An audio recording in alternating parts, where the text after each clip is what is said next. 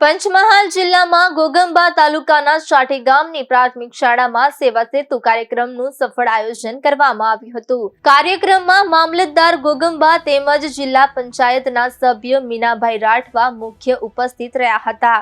આ ઉપરાંત ચાઠી સરપંચ, બોર સરપંચ, ખાનપાટલા ઉપસરપંચ, સેજાના તલાટી કમ મંત્રી સહિત વિવિધ વિભાગોના અધિકારીઓ અને કર્મચારીઓ હાજર રહ્યા હતા।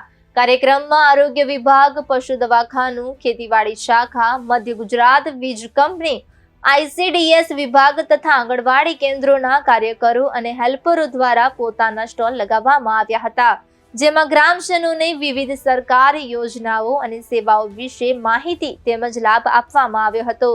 કાર્યક્રમની શરૂઆત શાળાની બાલિકાઓ દ્વારા રજૂ કરાયેલા સ્વાગત ગીતથી કરવામાં આવી હતી, જેને સૌએ વખાણી હતી। આ પ્રસંગે તલાટી રાજેન્દ્ર પગી દ્વારા બાલિકાઓને 501 રૂપિયાનું પ્રોત્સાહન આપી સન્માનિત કરવામાં આવી હતી, તેમજ ચાઠી સરપંચે પણ 501 રૂપિયા આપી બાલિકાઓને સન્માનિત કર્યા હતા।